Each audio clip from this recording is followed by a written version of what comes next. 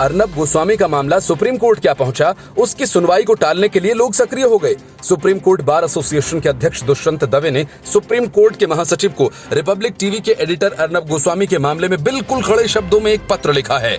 दवे ने इस चिट्ठी के जरिए अर्नब की जमानत याचिका को सुनवाई के लिए अगले ही दिन लिस्ट करने पर सवाल उठाया। असल में दवे अपने तर्कों के सहारे ये कहना चाहते हैं कि अर्नब को फिलहाल कुछ महीनों तक जेल में ही रखा जाए। इसके लिए वे पी चिदम्बरम का हवाला भी देते हैं। दवे ने इस बात पर आपत्ति जताई कि अर्नब की याचिका तो दायर होते ही लिस्ट हो गई, लेकिन ऐसे ही कुछ मामलों में इस तरह की त्वरित कार्रवाई नहीं हुई थी। उन्होंने रजिस्ट्री के महासचिव से ये भी पूछा कि क्या अर्नब गोस्वामी की याचिका पर तुरंत सुनवाई को लेकर चीफ जस्टिस S.A. बोबड़े ने तो विशेष निर्देश नहीं दे रखे हैं। दवे ने ये चिट्ठी मंगलवार रात 8:15 बजे लिखी। उन्होंने अपने पत्र में कांग्रेस नेता पी चिदम्बरम के महीनों जेल में रहने का हवाला भी दिया। दवे ने चिट्ठी में कहा कि मैं ये पत्र सुप्रीम कोर्ट बार एसोसिएशन के अध्यक्ष की हैसियत से जस्टिस D.Y. चंद्रचूड़ और जस्टिस इंदिरा बनर्जी की बेंच में सुनवाई की लिस्ट की गई याचिका के खिलाफ कड़ा प्रतिरोध जाहिर करने के लिए लिख रहा हूं। मेरा गोस्वामी से कुछ व्यक्तिगत लेना देना नहीं है और मैं सुप्रीम कोर्ट से गुहार लगाने के उसके अधिकार में किसी तरह का हस्तक्षेप करने के मकसद से ये चिट्ठी नहीं लिख रहा।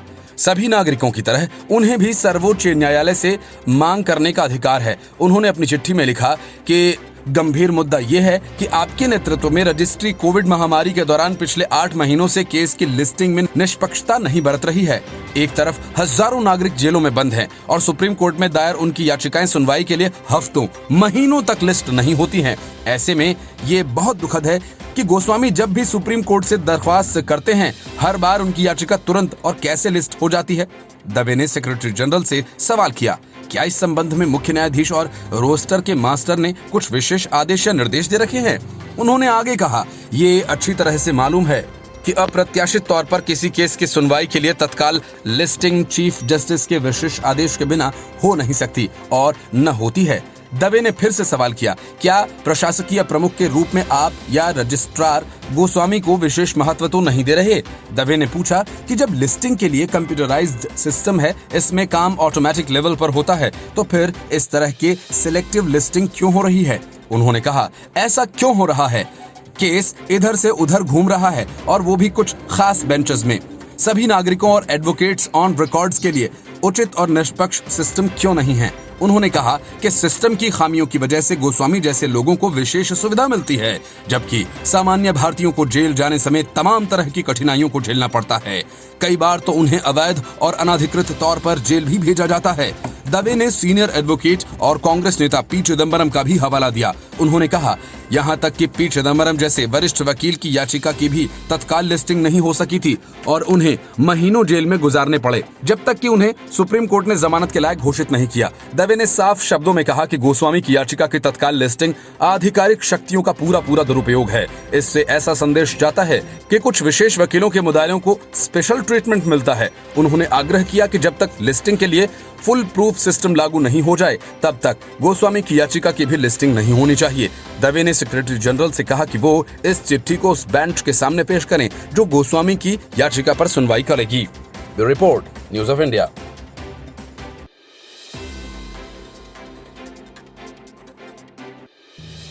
बिहार, उत्तर प्रदेश, मध्य प्रदेश और गुजरात के चुनावों में लुटी पिटी कांग्रेस ने वैसे तो नतीजों के पहले ही ईवीएम का रोना शुरू कर दिया था, लेकिन नतीजों के आने के बाद ये और तेज हो गया।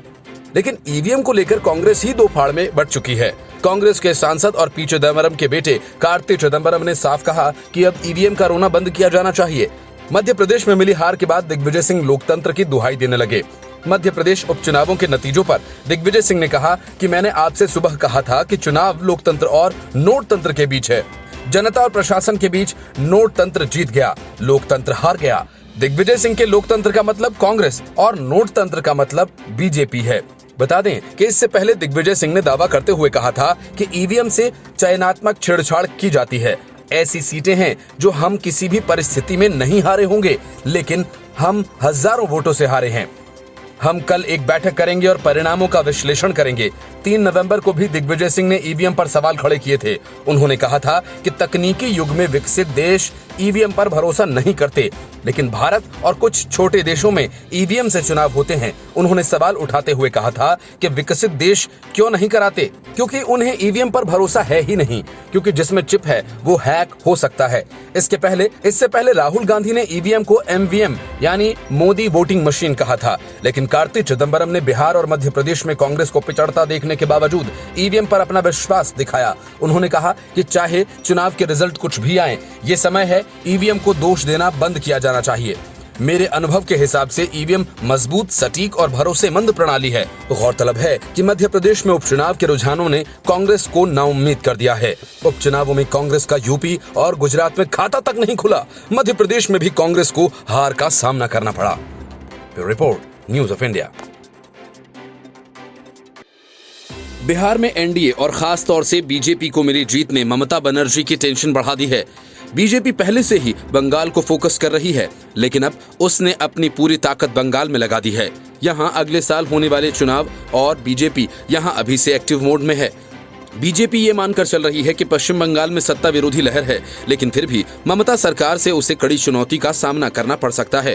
पिछले दिनों यहां केंद्रीय गृह मंत्री अमित शाह ने दौरा किया और इस दौरान उन्होंने 200 से अधिक सीटों को जीतने का दावा किया था। ममता बनर्जी के लिए बीजेपी ही नहीं, असदुद्दीन ओवैसी भी बड़ी मुश्किल खड़ी करने जा रहे हैं। बिहार में कांग्रेस और तेजस्वी यादव का खेल बिगाड़ने के बाद ओवैसी के निशाने पर बंगाल ही है। बिहार में 5 सीटें जीतने के बाद ओवैसी ने कहा कि हम बंगाल में आ रहे हैं और किसी भी कीमत पर वहां जाएंगे। हम मुर्शिदाबाद, मालदा, दिनाजपुर के इलाकों में जाएंगे। क्या अधीर रंजन चौधरी ने वहां मुसलमानों का ठेका लिया हुआ है? कांग्रेस सांसद अधीर रंजन चौधरी ने पिछले दिनों ओवैसी को वोट काटने वाला करार दिया था। बिहार में जीत के बाद पश्चिम बंगाल में बीजेपी के चुनाव प्रभारी कैलाश विजयवर्गीय ने कहा कि बंगाल में जीत इससे भी बड़ी होगी, क्योंकि पार्टी वहां 2/3 बहुमत से जीत दर्ज करेगी। बंगाल के लोग टीएमसी की अराजकता से तंग आ चुके हैं और अब वे बदलाव चाहते हैं। बिहार चुनाव में एनडीए को स्पष्ट बहुमत से बंगाल में बीजेपी का मनोबल काफी हद तक बढ़ा है, लेकिन अगर एग्जिट पोल की भविष्यवाणी सही साबित होती तो आरजेडी के नेतृत्व वाले महागठबंधन के हाथों बीजेपी को हार मिलती तो तस्वीर जरा उल्टी होती। दरअसल पश्चिम बंगाल में बीजेपी नेतृत्व की कमी, अंदरूनी कलह और पारंपरिक वोट बैंक की काफी कम संख्या चुनौतियों से जूझ रही है। 2019 लोकसभा चुनाव में 42 में से 18 सीटों पर मिली अप्रत्याशित सफलता के बाद बीजेपी बंगाल पर लगातार नजर गड़ाए हुए है और इसी के साथ ही वे ममता सरकार पर पहले से ज्यादा हमलावर हो गए हैं।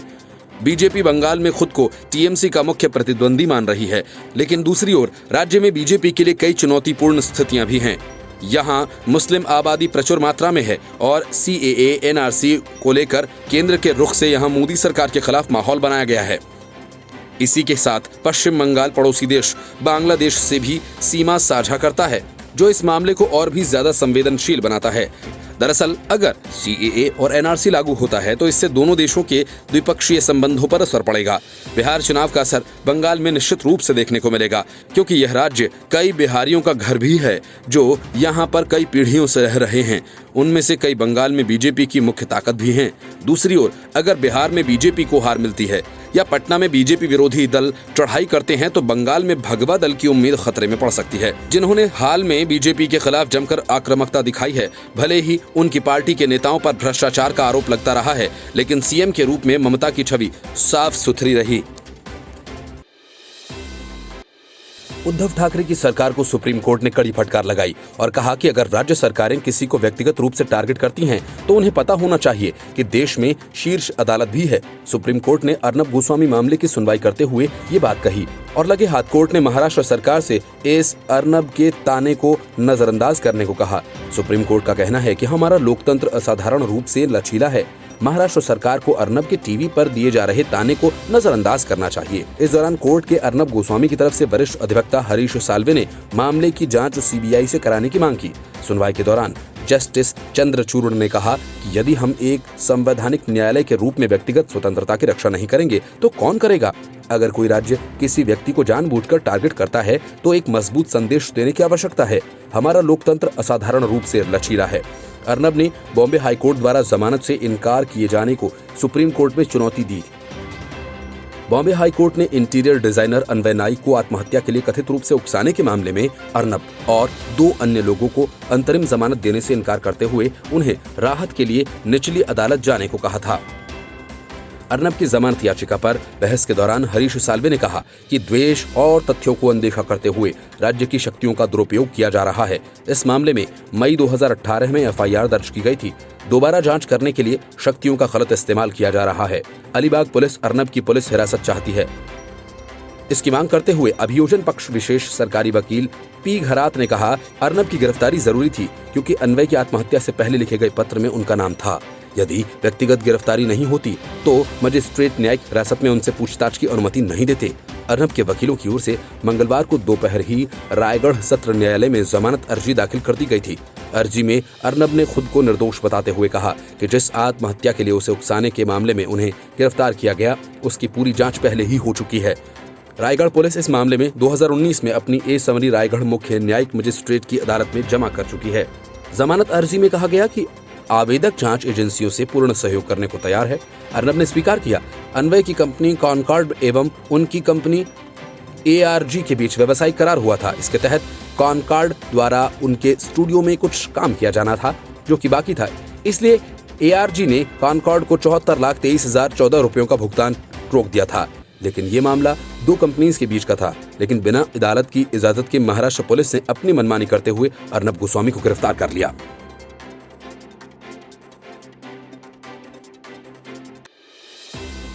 बिहार विधानसभा चुनाव की तस्वीर साफ हो गई। एग्जिट पोल को सच मानकर जश्न मना रहे लोगों को तगड़ा झटका लगा और बिहार में एनडीए को बहुमत मिल गया। पार्टी के प्रदर्शन के लिहाज से आरजेडी और बीजेपी के बीच कड़ा मुकाबला हुआ। जेडीयू का प्रदर्शन औसत रहा, लेकिन कांग्रेस इन चुनावों में अपने खराब प्रदर्शन को जारी रखे हुए है। नतीजों के बाद आरजेडी और कांग्रेस में सिर फुटअव्वल शुरू हो गई है। चुनाव आयोग की वेबसाइट के अनुसार 243 विधानसभा सीटों पर हुए चुनावों पर राजद को 75 सीटें मिली हैं, तो वहीं बीजेपी के खाते में 74 सीटें आई हैं। 43 सीटों के साथ तीसरे नंबर पर जेडीयू है। कांग्रेस को इन चुनावों में केवल 19 सीटें ही हाथ लगी। वोट प्रतिशत की बात करें तो सबसे ज्यादा वोट शेयर 23.1% आरजेडी के खाते में गया। वहीं कांग्रेस के हिस्से 9.48 और लेफ्ट के हिस्से 1.48% वोट गया। एनडीए में बीजेपी ने 19.46 और जेडीयू ने 15.38% वोट पर कब्जा जमाया। आंकड़ों से ये साफ है कि 125 सीटों के साथ राज्य में एनडीए की सरकार एक बार फिर बनने जा रही है। महागठबंधन को कुल 110 सीटें मिली, जिसमें से सीपीआई-एलएल ने 19 सीटों में से 12 पर अपना कब्जा जमाया। चुनाव आयोग ने इस दौरान बिहार विधानसभा चुनाव के नतीजों पर बड़ा खुलासा भी किया। आयोग ने बताया कि 4 सीटों पर जीत हार का अंतर महज 200 वोटों का है, जबकि 24 सीटों पर जीत हार का अंतर 1000 वोटों का है। 32 सीटों पर 2000 वोटों का अंतर, 48 सीटों पर जीत हार का फासला सिर्फ 3000 वोटों का है। चुनावों में देर रात पूर्ण बहुमत मिलने के बाद बीजेपी के दिग्गज नेताओं ने इस जीत पर अपनी खुशी जाहिर की। केंद्रीय गृह मंत्री अमित शाह ने बिहार चुनाव परिणाम पर खुशी जताई। उन्होंने ट्वीट कर कहा कि बिहार में विकास, प्रगति और सुशासन को पुनः चुनने के लिए प्रदेश के सभी भाइयों बहनों का हृदय की गहराइयों से आभार व्यक्त करता हूं। मैं विशेषकर बिहार के युवाओं और महिलाओं को साधुवाद देता हूं, जिन्होंने बिहार में सुरक्षा और उज्जवल भविष्य को चुनकर एनडीए की पूर्ण बहुमत की सरकार बनाई। पीएम मोदी ने भी बिहार के गांव, गरीब, किसान, श्रमिक, व्यापारी, दुकानदार हर वर्ग का धन्यवाद किया। उन्होंने लिखा कि बिहार के गांव, गरीब, किसान, श्रमिक, व्यापारी, दुकानदार हर वर्ग ने एनडीए के सबका साथ, सबका विकास और सबका विश्वास के मूल मंत्र पर भरोसा जताया है। मैं बिहार के हर नागरिक को फिर से आश्वस्त करता हूं कि हर व्यक्ति, हर क्षेत्र के संतुलित विकास के लिए हम पूरे समर्पण से निरंतर काम करते रहेंगे। बिहार विधानसभा चुनाव के नतीजे सामने आने के बाद राजद का प्रतिनिधिमंडल चुनाव आयोग के दफ्तर पहुंचा। राजद के प्रवक्ता मनोज झा ने कहा कि राजद के कई प्रत्याशियों को जीत के बाद भी प्रमाण पत्र नहीं दिए गए। ऐसे में किसी गड़बड़ी की आशंका से इनकार नहीं किया जा सकता। मनोज झा ने वोट गिनती में गड़बड़ी का आरोप लगाया और कहा कि उन्हें आयोग ने शिकायतों की जांच का भरोसा दिया है। ऐसे ही कांग्रेस ने अपनी हार का विश्लेषण करने की जगह सारा ठीकरा राजद पर फोड़ा। प्रदेश कांग्रेस के एक पूर्व अध्यक्ष ने कहा कि 70 सीटें भले ही मिली, लेकिन जो सीटें मिलनी चाहिए थीं वो पार्टी ले नहीं पाई। उनका कहना है कि आरजेडी ने वे सीट दी जहां उसके लिए जीत हासिल करना मुमकिन नहीं था। कांग्रेस का कहना है कि उसे वही सीट मिली जहां एनडीए बहुत मजबूत था। राजद और कांग्रेस में तालमेल की गड़बड़ी का अंदाजा इसी बात से लगाया जा सकता है कि चुनावी प्रचार के दौरान तेजस्वी और राहुल ने एक साथ कोई रैली नहीं की। प्रियंका गांधी तक ने एक बार भी बिहार आना उचित नहीं समझा और बिना विश्लेषण के राजद, लेफ्ट और कांग्रेस की सीटों का बंटवारा कर दिया गया।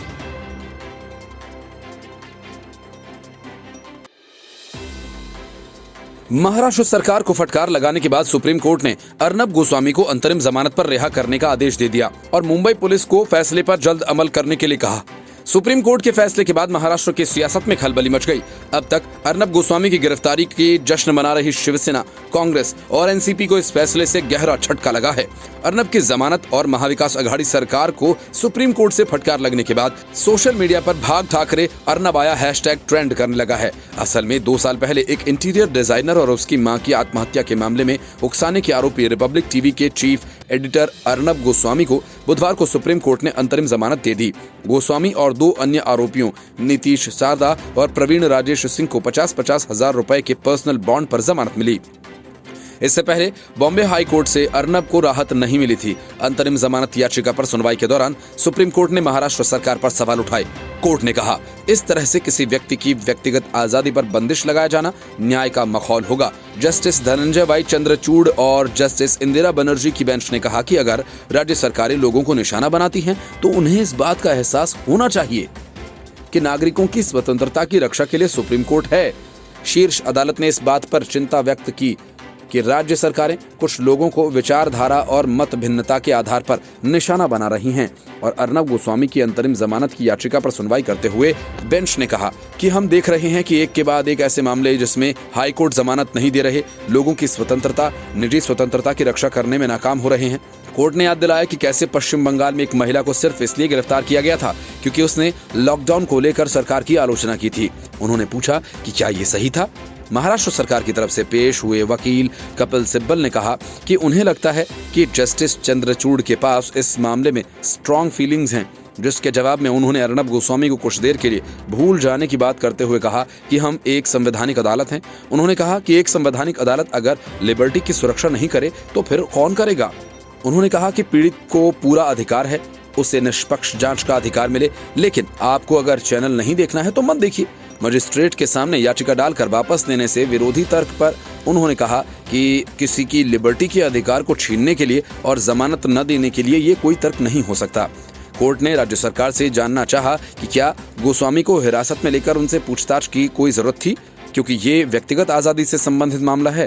बेंच ने टिप्पणी की कि भारतीय लोकतंत्र असाधारण तरीके से लचीला है और महाराष्ट्र सरकार को इसे नजरअंदाज करना चाहिए। जस्टिस चंद्रचूड़ ने कहा कि उनकी जो भी विचारधारा हो, कम से कम मैं तो उसका चैनल नहीं देखता, लेकिन अगर संवैधानिक न्यायालय आज इस मामले में हस्तक्षेप नहीं करेगा तो हम निर्विवाद रूप से बर्बादी की ओर बढ़ते रहेंगे। बेंच ने कहा कि सवाल यह है कि क्या आप इन आरोपों के कारण व्यक्ति को उसकी व्यक्तिगत आजादी से वंचित कर देंगे। न्यायालय ने कहा कि अगर सरकार इस आधार पर लोगों को निशाना बनाएगी, आप टेलीविजन चैनल को नापसंद कर सकते हैं, लेकिन ऐसा नहीं होना चाहिए।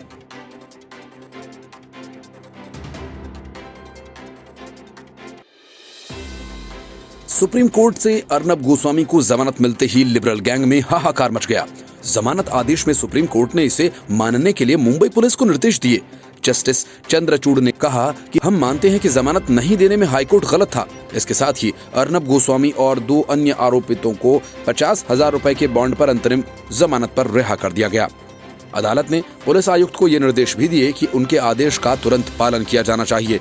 और उसके बाद लिबरल गैंग के स्टैंड अप कॉमेडियन और संजय राउत के खास कुणाल कामरा सुप्रीम कोर्ट के फैसले से इस कदर बिलबिला गए कि उसने तो जजों के आगे से आदरणीय हटाने की ही सिफारिश कर दी।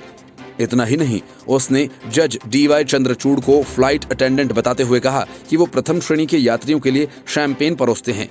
पत्रकार निधि राजदान ने 28 सितंबर 2018 को ट्विटर पर लिखा था कि जज चंद्रचूड़ के लिए बहुत सम्मान। हालांकि आज अर्नब की जमानत पर सुनवाई के दौरान निधि राजदान ने अपना ये ट्वीट ये सोचकर डिलीट कर दिया कि किसी को क्या ही पता चलेगा, लेकिन इससे पहले ही ये सोशल मीडिया पर वायरल हो चुका था। अर्नब की जमानत से बेचैन इसमें वामपंथी पत्रकार रोहिणी सिंह ने रिपब्लिक मीडिया के ट्वीट को रीट्वीट करते हुए हंसने वाला इमोजी बनाया। इस ट्वीट में रिपब्लिक ने बताया था कि लंदन में भी लोग अर्नब की जमानत को लेकर होने वाले फैसले को जानने के लिए टीवी स्क्रीन से चिपके हुए हैं, जिसका रोहिणी सिंह ने मजाक बनाने की कोशिश की। हालांकि इस हंसी के पीछे छुपे जख्म के लिए कोई इमोजी होती तो रोहिणी उसे जरूर ट्वीट करती। शेहला रशीद ने अदालत के एक बयान पर ट्वीट किया कि अगर आपको उमर खालिद की स्पीच पसंद नहीं तो आपको वो नहीं सुननी चाहिए। दरअसल अदालत ने अर्नब की जमानत पर सुनवाई के दौरान कहा कि अगर आपको न्यूज चैनल पसंद नहीं है तो आप वो न देखें। ध्रुव राठी ने इस फैसले को लेकर कई ट्वीट किए। राठी ने लाइव लॉ के एक ट्वीट को रीट्वीट करते हुए लिखा, न्यायमूर्ति चंद्रचूड़ एक सच्चे लिबरल हैं। वे यहाँ सही बात कह रहे हैं, लेकिन कृपया आम आदमी को भी व्यक्तिगत स्वतंत्रता की पहुंच प्रदान करें। हर किसी को अर्नब गोस्वामी के रूप में विशेषाधिकार प्राप्त नहीं है। सुप्रीम कोर्ट उनके लिए तुरंत खुल जाएगा। सैकड़ों अन्य लोग इस अधिकार से वंचित हैं। बता दें कि ध्रुव राठी ने जिस ट्वीट को रीट्वीट किया था उसमें जस्टिस चंद्रचूड़ ने कहा था कि एक संवैधानिक अदालत अगर लिबर्टी की सुरक्षा नहीं करे तो फिर कौन करेगा। उन्होंने कहा कि पीड़ित को पूरा अधिकार है कि उसे निष्पक्ष जांच का अधिकार मिले। इसके अलावा उसने एक ट्वीट में लिखा कि अधिकांश लिबरल अर्नब गोस्वामी को जमानत देने के इस निर्णय का समर्थन करते हैं, लेकिन हम यही चाहते हैं कि समान नियम सभी के लिए समान रूप से लागू हों। मुझे उम्मीद है कि अर्नब अब अन्य पत्रकारों के पक्ष में अपनी आवाज उठाएंगे जो सरकारों के उत्पीड़न के कारण जेल गए। ध्रुव राठी की भड़ास यहीं खत्म नहीं हुई, उसने इसका मजाक भी बनाया। एक अन्य ट्वीट में राठी ने लिखा, फन फैक्ट, वकील हरीश साल्वे जिन्होंने अर्नब गोस्वामी को जमानत दी, ये वही व्यक्ति हैं जिन्होंने 2015 में सलमान खान को जेल जाने से बचाया था।